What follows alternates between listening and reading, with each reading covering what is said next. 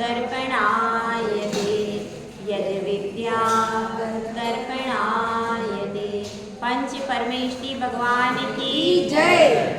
1008 श्री शांतिनाथ भगवान की जय। आचार्य श्री समंत भद्र स्वामी भगवंत की जय। परम पूज्य आचार्य श्री आदि सागर महाराज की जय। आचार्य श्री महावीर कीर्ति महाराज की जय। आचार्य श्री विमल सागर महाराज की जय। आचार्य श्री तपस्या सम्राट सन्मति सागर महाराज की जय। आचार्य गुरुवर सुंदर सागर महाराज की जय। की जय। संत की जय। इस जीवन में हर व्यक्ति किसी न किसी दौड़ में भाग रहा। सुबह से शाम हो जाती है लेकिन उसकी वह दौड़ समाप्त नहीं होती। एक जिंदगी पूरी हो जाती है और दूसरी जिंदगी में फिर से भागना शुरू कर देता। यह दौड़ भाग समाप्त नहीं हो पाती। अगर इस दौड़ भाग को समाप्त करना है तो अपने चरणों को संभालना पड़ेगा। यदि हमारे चरण सही जगह सही दिशा में जाते हैं तो हम व्यवस्थित रहते हैं, सही है कि नहीं? और यदि हमारे चरण होटल और पिक्चर में जाते हैं तो क्या होता है? जीवन संकट में आज नहीं तो कल पड़ जाता है। जिनके चरण मंदिर की ओर जाते हैं, साधु के सत्संग में जाते हैं, वह पूरा जीवन धन्य हो जाता है। और जिनके चरण कहाँ चले जाते हैं? शराब खाने की ओर चले जाते हैं, व्यसनों की ओर चले जाते हैं, उनका जीवन पापमय हो जाता है। तो इस जीवन को हमें पापों से बचाना है कि नहीं? क्योंकि पाप हमारा सबसे बड़ा शत्रु है और पुण्य हमारा कौन है? मित्र। पुण्य हमारा मित्र है और पाप हमारा शत्रु है। तो उस पुण्य की प्राप्ति के लिए हमको पुरुषार्थ करना चाहिए। जिस प्रकार से जिसका जो मित्र होता है उस मित्र के लिए, जिसका जो मित्र होता है उस मित्र के पास वह रहना चाहता है और मित्र की अच्छी संगति से वे हमेशा उन्नति करता जाता है। और अगर शत्रु की संगति कर ले तो क्या होगा? यदि शत्रु की संगति कर ले तो शत्रु उसको मीठा मीठा बोल करके नीचे गिरा देगा, व्यसनों में लगा देगा और फिर उसका जीवन दुखमय हो जाएगा। तो अब यहाँ पर शिष्य ने समझ लिया, क्या समझ लिया? कि राग द्वेष को छोड़ने के लिए चारित्र को धारण करना चाहिए। और जब राग द्वेष छूटते हैं तो हिंसा की भी निवृत्ति हो जाती है। यह उसको समझ में आ गया। अब वह प्रश्न कर रहा है कि भाई जिस चारित्र की बात आप लोग कर रहे हो वह चारित्र कैसा है? उसमें क्या धारण करना पड़ता है और क्या त्याग करना पड़ता है? मैं उस चारित्र की सीढ़ी पर कैसे चढ़ूं? उसका स्वरूप बताइए। तो अब इसमें आचार्य परमेष्टि स्वरूप का विश्लेषण करके बता रहे हैं कि चारित्र किसे कहते हैं। पूरी परिभाषा इसमें व्यवस्थित बताई जा रही है। जिसको चारित्र की परिभाषा समझनी है तो इसमें दो लाइन में पूरी परिभाषा बता दी। अपन सब पढ़ते हैं। हिंसा नत चोर्येभ्यो मैथुन सेवा परिग्रहाभ्यां च पाप प्रणालिकाभ्यो विरति संज्ञस्य चारित्रम्। इसमें बताया गया है पाप कितने होते हैं। पाप की क्या परिभाषा है? जो आत्मा को पतित करे वह क्या है? जो दुर्गति में ले जाए वह क्या है? पाप है। जिसके द्वारा आत्मा के परिणाम मलिन होते हैं वह क्या है? पाप। तो उसमें से पाप कथनचित उपादेय है क्या भाई? कथनचित उपादेय है। पाप तो सर्वथा सर्वदा है ही है, वो तो छोड़ना ही है। किसी भी प्रकार से पाप उपादेय भूत नहीं है। फिर भी हमारी परिणति 23 घंटे तो पाप में जा रही है कि नहीं? 23 घंटे तो एक श्रावक की परिणति कहाँ जाती है? पाप में। और 1 घंटे की उसको पुण्य करने के लिए अवसर मिलता है। केवल 1 घंटा वह पुण्य के लिए देता है और 23 घंटे कहाँ जा रहा है? पूरी पाप में प्रवृत्ति जा रही है। तो अब इसमें यह बताया है कि पाप कितने होते हैं, सबको पता है। सबने पहली क्लास में वीतराग पाठमाला में पढ़ा है, सबने पढ़ा। कौन कौन से पाप होते भाई बताओ? हिंसा, झूठ, चोरी, कुशील और परिग्रह, यही 5 पाप बताएं। इसमें हिंसा पहला तो क्या दिया है? हिंसा। दूसरा दिया है अनृत। अनृत मतलब झूठ। अनृत झूठ का एक दूसरा नाम है, क्या है? अनृत मतलब झूठ। चोरेभ्य, चोरेभ्य मतलब चोरी। उसके बाद मैथुन, मैथुन सेवा, मैथुन सेवा मतलब कुशील। और परिग्रह, हो गए 5 पाप। तो ये पाप प्रणाली के काव्य, ये क्या है? 5 पापों की नाली है। और इस नाली से जब बचते हैं तो क्या होता है? उसको चारित्र कहते हैं। यानी जिसने 5 पापों का त्याग किया है तब चारित्र होता है। अब इसमें अपने पास 2 कैटेगरी है, एक तो श्रमण है और एक श्रावक। दोनों के लिए चारित्र यही है, कोई अलग नहीं है। यह बात यह है कि श्रावक तो एक देश अनुव्रत रूप में पालन कर रहा है और इन्हीं पापों का पूर्ण रूप से त्याग करके मुनि और आर्यिका किस में पालन कर रहे हैं? सर्वदेश सकल रूप से पालन कर। लेकिन पापों में कोई अंतर नहीं आया। अंतर है क्या कि महाराज के लिए, श्रमण के लिए अलग पाप हो गए हों और मुनि और श्रावक के लिए अलग हो? नहीं, 5 पाप तो यही है, इसके अलावा और कोई पाप नहीं। तो इसलिए अपने को समझना है कि ये पाप सर्वकालिक, आज नहीं हुआ। ये पापों की संज्ञा कब से चली आ रही है? जैसे अनादिकाल से धर्म चला आ रहा है, वैसे अनादिकाल से पापों की प्रवृत्ति भी चली आ रही। पुण्यात्मा जीव भी हैं, धर्म करने वाले जीव है, तो क्या पहले पापी जीव नहीं होते थे? पहले भी पापी जीव होते थे। पाप भी पहले से ही चला आ रहा है और पुण्य भी पहले से ही चला आ रहा है। ये तो अनादिकाल से सब 9 पदार्थ है, ये कब से चल रहे हैं? अनादिकाल।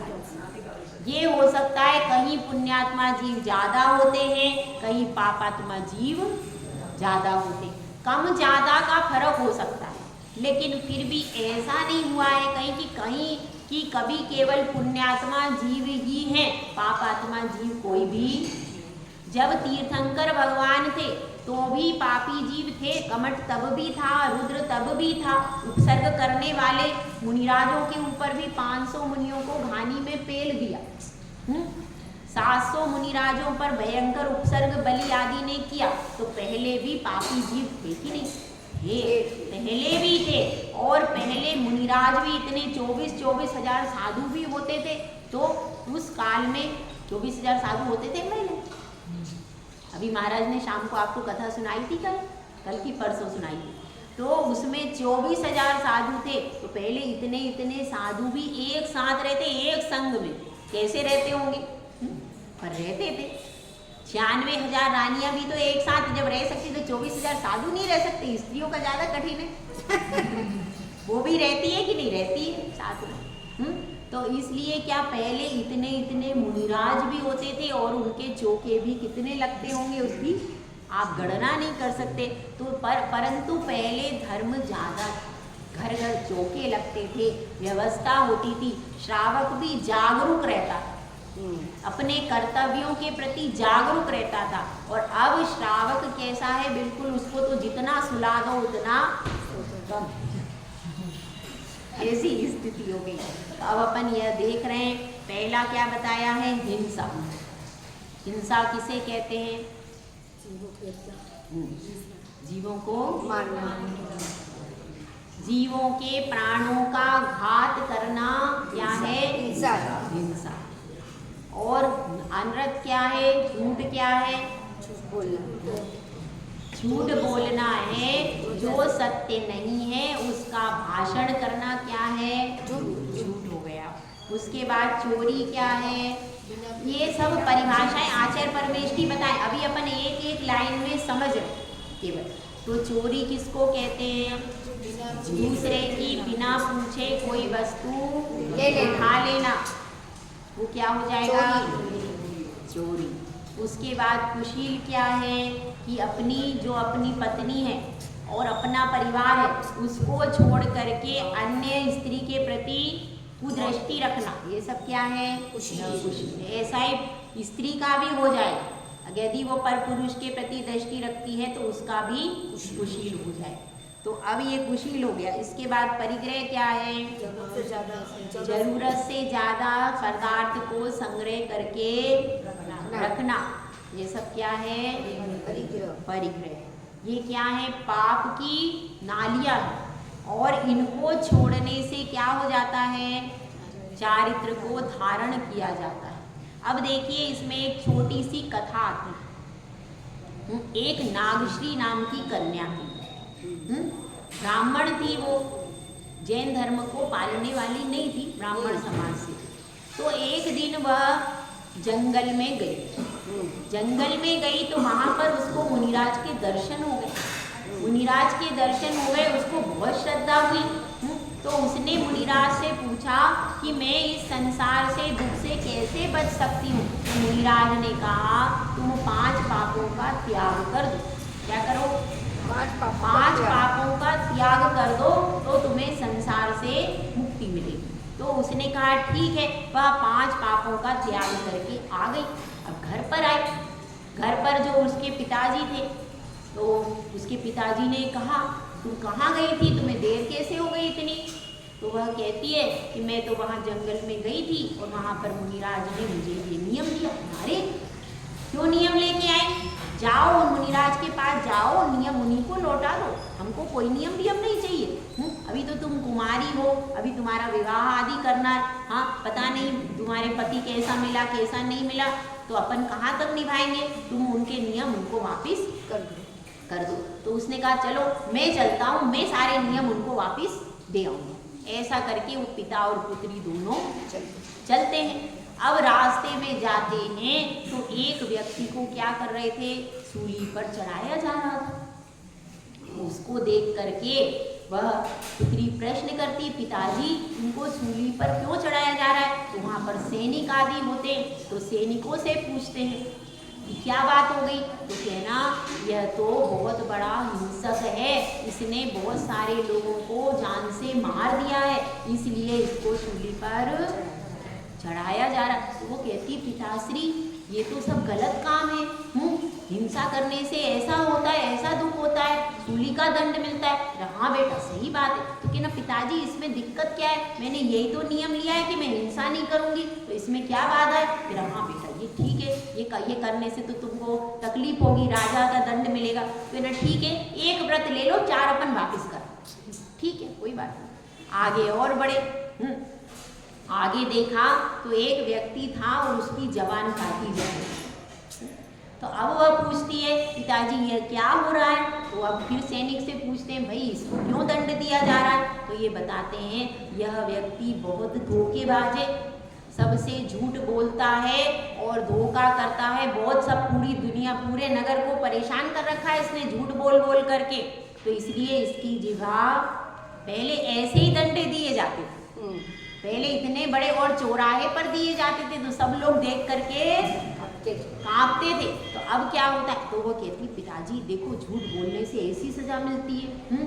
झूठ बोलना तो अच्छा नहीं। हाँ बेटा बात तो सही है, झूठ बोलना तो अच्छा नहीं। तो पिताजी मुनिराज ने यही तो कहा था कि झूठ मत बोलना, तो उसमें क्या दिक्कत है? ये नियम तो मैं ले ही सकती हूँ।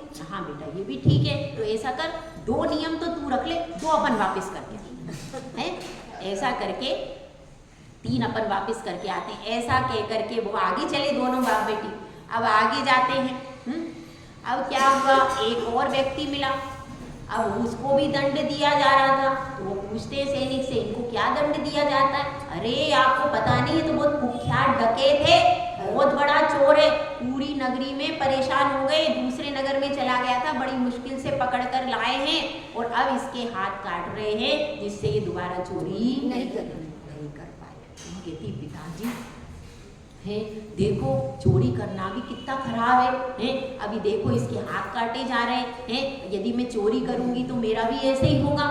हाँ बेटा, चोरी तो करना ही नहीं चाहिए, गलत काम है। तो कहना पिताजी मैं यही तो नियम दिया था उन्होंने मुनिराज ने कि चोरी नहीं करना, तो इसमें तो अच्छा ही है, अपना भला ही होगा। हाँ ठीक है, 3 व्रत तू रख ले, 2 वापिस करके आ। अब आगे जाते हैं। अब एक व्यक्ति था, उसको बहुत कोड़े मार रहे थे, बहुत दुखी हो रहा था। तो सब कहते हैं भाई इसको कोड़े क्यों मार रहे हो? वो पूछती है पुत्री नागश्री कि भाई इसको कोड़े क्यों मार रहे हैं? तो कहना अरे ये तो बहुत दुष्ट है, बहुत बड़ा दुष्ट है और अपनी स्त्री में संतुष्ट नहीं रहता है, इधर उधर जा कर के जगह जगह नारियों को परेशान करता है। ऐसा यह पुरुष है, इसलिए इसको कोड़े मारे जा रहे हैं और बाद में इसको पहले तो सजा दी जाएगी, पहले सताया जाएगा खूब, उसके बाद इसको मृत्युदंड दिया जाएगा। तो पिताजी से कहती है कि पिताजी उन्होंने मुनिराज ने भी तो यही नियम दिया था कि तुम अपने पति में संतुष्ट रहना, कभी भी बाहर कुदृष्टि नहीं डालना, तो इसमें तो मेरा फायदा ही है। मैं संतुष्ट रहूंगी तो मैं बाहर इस तरह की विपत्ति मेरे ऊपर नहीं आएगी, तो इसमें क्या बाधा है? तो पिताजी कहते हैं हाँ ये भी ठीक है, चल ठीक है 4 व्रत रख ले, 1 वापिस करके 4 व्रत रखवा देती है। अब आगे जाते हैं तो वहां पर देखते हैं कि एक व्यक्ति का क्या है, बहुत सारी सोना चांदी आदि जब्त की जाती है।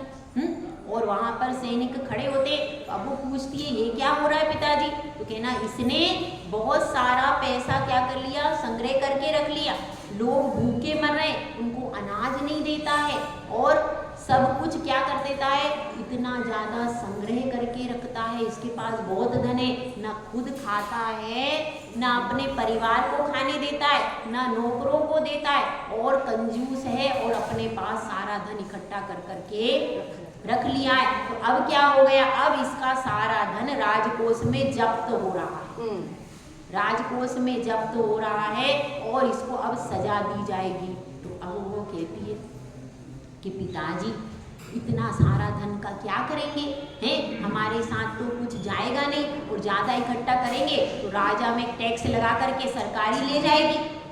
तो इतनी मेहनत करने से क्या फायदा, अपने को तो जितना थोड़ा है उतना ही पर्याप्त है, अपन क्या करेंगे? तो वो कहता है, ब्राह्मण कहता है कि हाँ ये भी ठीक है, ज़्यादा का क्या करना है अपने को, तो अपन तो वैसे ही पूजा पाठ आदि करते हैं तो अपने को उसी में अपना गुजारा हो जाता है, ज़्यादा इकट्ठा करने से सही बात है, सरकार टैक्स लगा के वैसे ही ले जाने वाली, अपने पास कुछ रहना नहीं है। तो फिर तो यही तो नियम दिया था महाराज ने कि ज़्यादा इकट्ठा मत करना, तो ये भी ठीक ही है। कहना कि ठीक है चलो, तो अब क्या करें? तो अब ये 5 व्रत ले लेने दो, मुझको क्या दिक्कत है? हाँ ठीक है चलो 5 व्रत। कहना पिताजी अब क्या करना? कहना बेटा अब क्या करेंगे महाराज के पास जाके, क्यों? अब 5 अब अपने को व्रत तो वापस लौटाने नहीं, तो कोई बात नहीं, कोई बात नहीं पिताजी, अब आप भी इतनी दूर तो आ गए हो, यहाँ से जरा ही दूर तो है महाराज जी, तो आप नमोस्तु करिए आना, दर्शन तो करिए।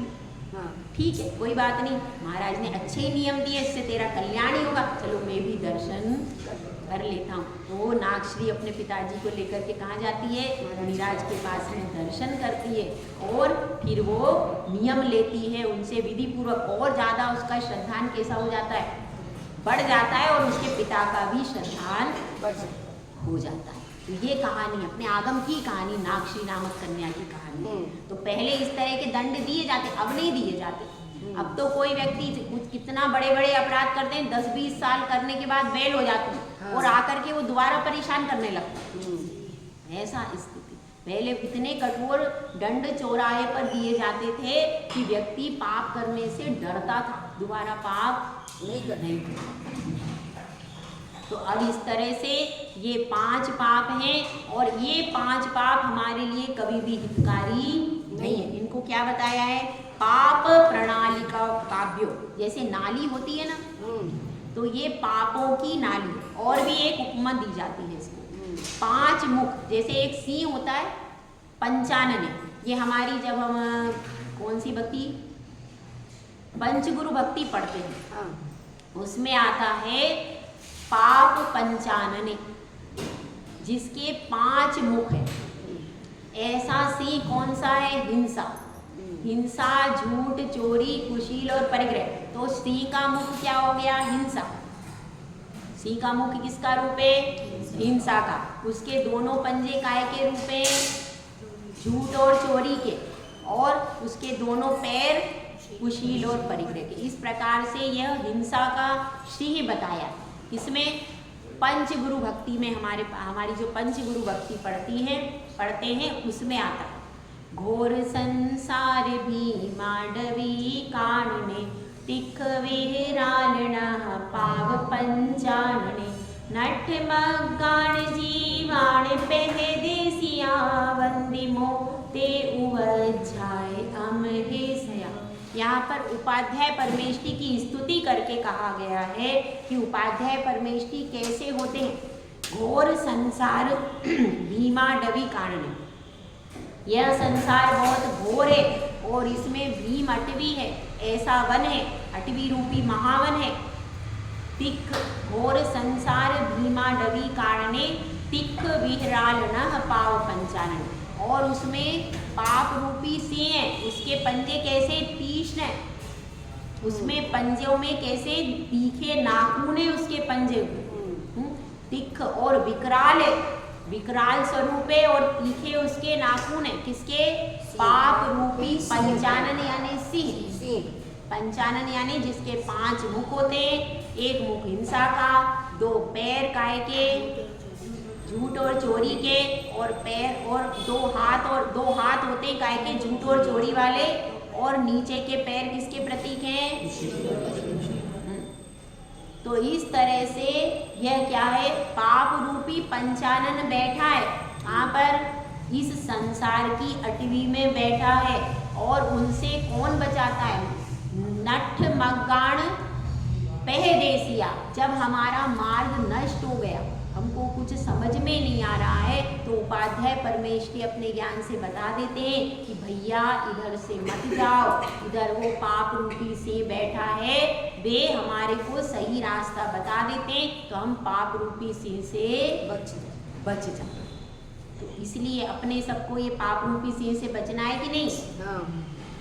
पाप रूपी सिंह से बचना है। इसलिए तो चारित्र धारण करने की परिभाषा क्या हो गई? हिंसा, झूठ, चोरी, कुशील और परिग्रह। इन पाप की नालियों से बचने के लिए इनकी वृत्ति से जो धारण किया जाता है वो क्या है? चारित्र। अगर आप चारित्र को धारण करोगे तो पाप रूपी नालियों में गिरने से बच जाओगे। अब इस चारित्र के कितने भेद हैं, इस बात को आचार्य परमेष्टि बतला रहे हैं अगली कारिका।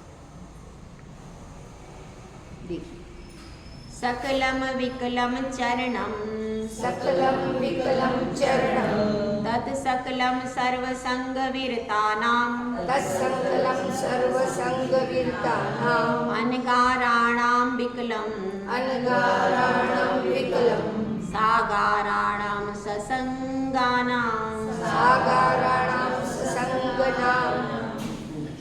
चारित्र के कितने भेद, परिभाषा बतला दी। अब क्या बता रहे हैं?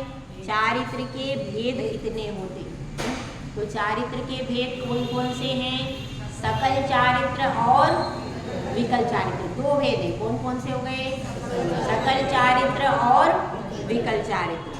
तत् सकलम सर्वसंग वीरताना, सकल कौन सा है? जिसमें समस्त परिग्रह का त्याग किया जाता है। संग मतलब क्या है? परिग्रह।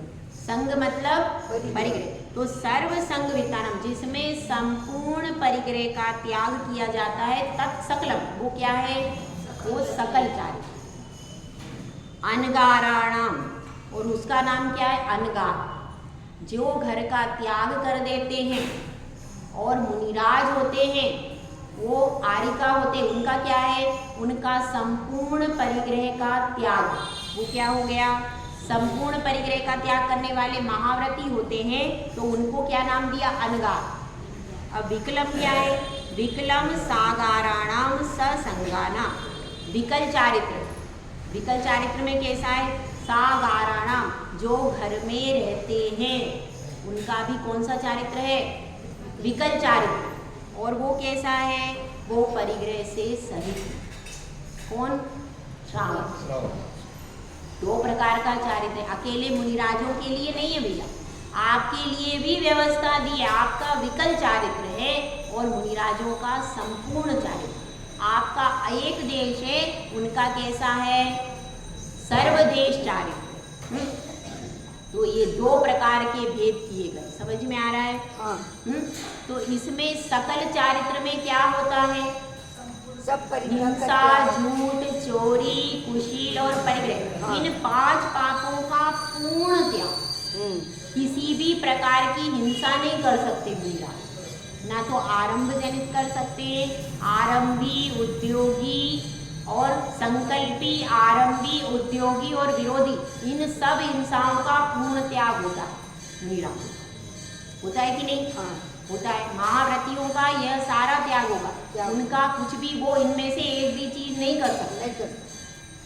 लेकिन उनका किसका?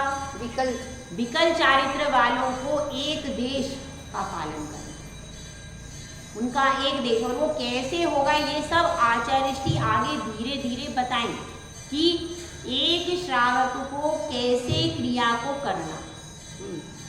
यहाँ पर सिर्फ मुनिराजों की आपको सूचना दी है, चारित्र के भेद बताएं। और इसके नाम और भी हैं।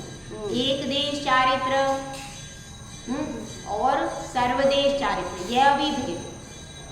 और कौन सा? अणुव्रत रूप चारित्र और महाव्रत रूप चारित्र, यह भी भेद। एक देश और सर्वदेश, यह नाम भी शैलाला में आता है। तो इस तरह से ये चारित्र के मुख्य 2 भेद हैं। एक तो साधना का मार्ग है और एक आराधना या उपासना का मार्ग। दोनों हैं। दोनों एक गाड़ी के कितने पहिए? 2 पहिए। यह धर्म रूपी जो गाड़ी है, यह जब चलेगी तो कौन रहेगा इसमें? अकेले मुनिराज नहीं रहेंगे, श्रावक भी रहेंगे। और धर्म रूपी गाड़ी कब तक चलती रहेगी? पंचम काल के अंत तक मुनि भी रहेंगे, श्राविका भी रहेगी, आरिका भी रहेगी, चारों रहते। पंचम काल के अंत में जो चारों बचते हैं, तो उसमें वीरांगज मुनिराज होते हैं, सर्वश्री आरिका होती है, पंगुश्री श्राविका होती है और एक श्रावक भी होता है। इसी ये चारों रहते, मतलब इन चारों से मिलकर के ही धर्म की गाड़ी आगे बढ़े। एक अकेले मुनिराज भी नहीं कर सकते। कर सकते हैं क्या? अकेले मुनिराज और आरिका भी नहीं धर्म चला सकते और श्रावक भी नहीं चला सकते। यह चारों का जोड़ा है, मुनि, आरिका, श्रावक, श्राविका। इसको ही चतुर्विध संघ कहते। चतुर्विध संघ जो है उसका यही नाम, मुनि, आरिका, श्रावक और श्राविका। कहते ना अपन चतुर्विध संघ को आहार देना, तो उसमें ये चारों आते हैं। चारों इसमें आते हैं और इसलिए दोनों को संभाल के चलना है। श्रावक अपने षट आवश्यक को पालन करे, अपने अनुव्रतों को पालन करे, और मुनिराज अपने महाव्रतों। दोनों का सेपरेट सेपरेट काम। वो इसमें नहीं मिल सकते और वो उसमें मिक्स नहीं हो सकते। अगर मिक्स हो जाएंगे तो फिर देखो, गाड़ी के पहिए जब चलते हैं तो एक पहिया दूसरे से टकराता नहीं। अगर टकरा जाएगा तो फिर पहिया नहीं चल पाएगा। हो सकता है ऐसा?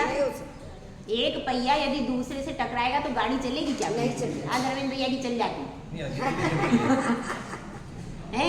किसी भी कोई भी गाड़ी यदि आपको चलाना है तो पहिए सेपरेट सेपरेट चलेंगे, तभी वो गाड़ी दौड़ेगी। और एक पहिया दूसरे से मिक्स होगा, टकराएगा तो गाड़ी नहीं बैठ जाएगी। तो इसी तरह से हमको भी श्रावक को श्रावक की भूमिका से श्रावक की भूमिका में बिल्कुल वह पक्का रहे, मेरी कौन सी क्रिया है, मेरे कौन से आवश्यक है, मैं कैसे पालन करूं, इन सब चीजों में वह पक्का रहे। और मुनिराज के जो आवश्यक हैं, उसके जो मूल गुण हैं, जो उसका त्याग है, उसमें वह पक्का रहे। तब क्या होगा, तब गाड़ी फटाफट चलेगी, दौड़ेगी। ठीक है, तो ऐसा ही हमको बताया है कि इसमें दोनों बताएं, दोनों को साथ लेकर के चलना। धर्म कोई एक व्यक्ति के ऊपर नहीं। समाज भी अकेली रहे, मंदिर रहे, पर देखो एक समय ऐसा आया जब मुनिराज नहीं थे, तो उस समय श्रावक रोते थे कि हमें मुनिराज के दर्शन रहा। बहुत समय जब शांति सागर महाराज जी थे, आदि सागर जी थे, उस समय दक्षिण में ही महाराज रहते थे। इधर उत्तर भारत में तो मुगल साम्राज्य टाइप था, कहीं अंग्रेजी शासन था, तो मुनिराज को बाहर निकलने ही नहीं देते थे। मुनिराज का विहार प्रतिबंधित रहता था।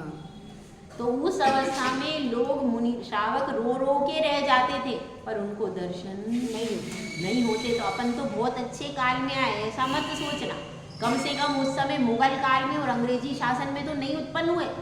नहीं तो फिर मुनिराज देखने को नहीं मिलते। धर्म करते भी डरते डरते करते थे, कहीं कोई पुलिस नहीं आ जाए, कहीं कोई अंग्रेज नहीं आ जाए। मुगल लोग परेशान बहुत करते थे, तो कम से कम अभी इतनी तो स्वतंत्रता है। ये पहले जैसी परेशानी तो नहीं है। मुनिराज आज भारत में विहार कर सकते, अपन कहीं भी जाएं तो आराम से दर्शन कर सकते, पूजन कर सकते, इसलिए कम से कम इतनी सुख सुविधा तो है। तो इसलिए यह समझना, अब जो मिला है तो इसका उपयोग करना है। किसको करना है? श्रावक को, सबको करना है, हमको भी करना है, आपको भी करना है। दोनों को मिलजुल करके ही गाड़ी चलेगी भैया।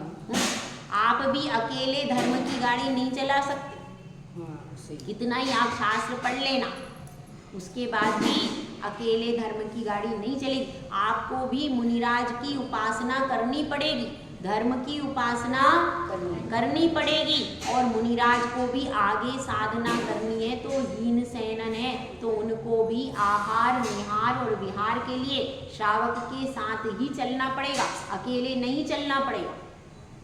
चलना पड़ेगा अकेले नहीं, अकेले नहीं चलना पड़ेगा। भले ही वो अपने साथ में कोई व्यवस्था नहीं रखे, सर्वोत्तम तो यही है, अपने साथ में कोई व्यवस्था नहीं रखे और एक समाज दूसरी समाज तक विहार करवाए। निहार के समय भी श्रावक को साथ में रहना चाहिए, आहार के समय, विहार के समय और निहार, तीनों समय पर श्रावक को अपनी ड्यूटी पूरी करना चाहिए। वह अपना पुण्य कमाएगा, श्रावक अपना पुण्य कमाएगा और साधु अपने धर्म को चलाएंगे, अपने जो उन्होंने महाव्रत लिए। यदि वह अपने पास कुछ व्यवस्था रखते हैं तो फिर उनके विकल्पों में उनका धर्म ध्यान बाधित होता। इसलिए समाज को भी जहाँ पर भी व्यवस्थाएं हैं तो व्यवस्थाओं को उनको देना चाहिए जहाँ पर जिनके पास में कुछ नहीं है, और वह साधु 28 मूल गुणों का पालन निरतिचार करने की को प्रयास कर रहे हैं। तो आप नाम मत देखो, लेवल मत देखो, किसके शिष्य हैं ये भी इतना मत देखो, आप तो उनका वर्तमान देखो। बस वर्तमान में वो 28 मूल गुणों का पालन कर रहे हैं कि नहीं कर रहे हैं, बस इतना आपको देखना। सिर्फ वर्तमान देखो, वो किसके शिष्य है किसके नहीं है ये भी मत देखो। अगर वह साधु व आरिका अच्छे से अपने पालन कर रहे तो फिर आप ये मत देखो कि उनका तो नाम नहीं है, इनका तो मोबाइल पे कुछ आता नहीं है, इनको हम जानते नहीं है, इनका प्रवचन अच्छा नहीं, ये सब नहीं देखना। हमको तो केवल उनके मूल गुणों को देख करके, उनको नमोस्तु करके उनकी पूरी व्यवस्था करनी चाहिए। वही धर्म है आपका।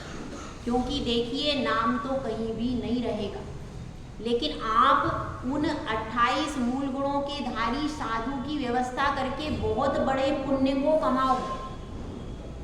जिसके पास नाम है, जिसके पास लाखों लोग लगे हुए, वहां एक तिनका आपने रख दिया तो क्या फर्क पड़ेगा।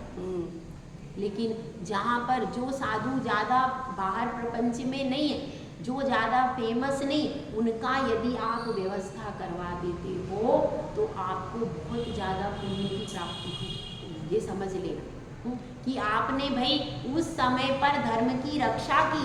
धर्म की रक्षा के लिए खाली वो सूत्र बांध के काम नहीं होता, होता है? नहीं होता। खाली धागे बांधने से मंदिर जी में पेरी पे बांध दिया, इधर बांध दिया, उधर बांध दिया, वो तो मात्र औपचारिकता है। असली तो रक्षा वही करता है जो साधु के आहार विहार और निहार तीनों में व्यवस्था करता है। जिस समय विहार करते, आज विहार में बहुत संकट की स्थिति है, तरह तरह से साधुओं पर उपद्रव आ रहे, इसलिए कोशिश ये करना है कि भाई जहाँ पर साधु, जहाँ पर श्रावक विहार करवाए उन्हीं जगहों पर जाओ। जहाँ पर श्रावक अवेलेबल नहीं हो वहाँ पर जाना ही नहीं चाहिए।